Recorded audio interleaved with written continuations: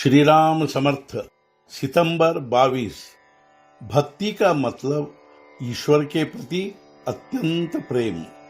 किसी बड़े यंत्र में एक चक्र शुरू हुआ कि शेष सभी चक्र भी अपनी अपनी गति शुरू कर देते हैं। हमारे मन की भी ऐसी स्थिति है।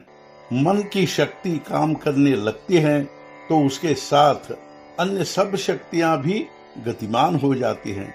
मन को अपनी शक्ति से नियंत्रण में लाना बहुत कठिन काम होता है। वह महान पुरुष ही कर सकते हैं। जैसे पारे को सामने उंडे लो तो वह दिखाई देता है, लेकिन उसे लाठी से मारो तो वह मारा नहीं जाता। वैसे ही मन का है। मन है यह तो समझता है, लेकिन उसे रोकने नहीं बनता। इसलिए भगवान की शरण जाए। आईने पर धूल जमी होती है, इसलिए उसे साफ करने की बारी आती है। अंतःकरण की गंदगी साफ करने का काम साधन से होता है। मिर्च, काली मिर्च, नमक आदि पदार्थ मिलाकर जैसे सुंदर मसाला तैयार किया जाता है, वैसे ही भगवान की प्राप्ति के लिए 3 चीजों का मसाला चाहिए: शुद्ध आचरण, शुद्ध अंतःकरण और भगवान का नामस्मरण। ये वे 3 चीजें हैं।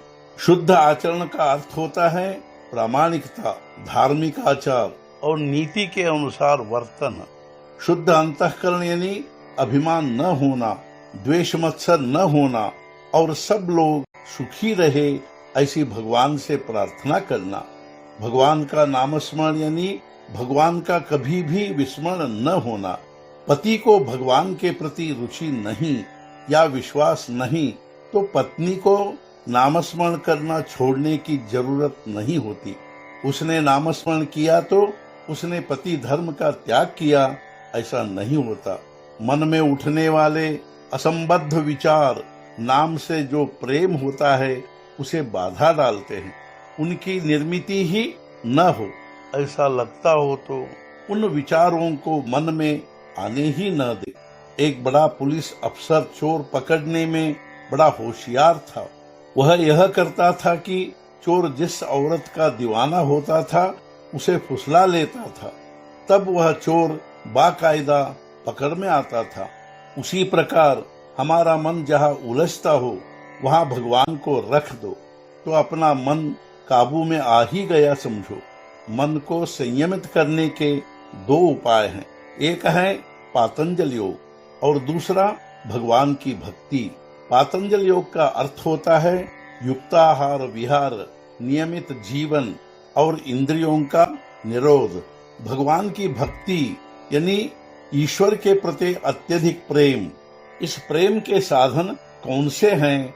भगवान का नामस्मरण, उसकी कथाओं का कीर्तन, साधु समागम और साथ साथ भगवान की कृपा, ये उस प्रेम के साधन हैं। भगवान के स्मरण के बिना जो कर्म होते हैं वे बुरे कर्म होते हैं।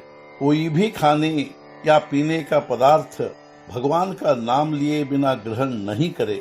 ऐसा नियम किया तो नाम अपने आप आता रहेगा।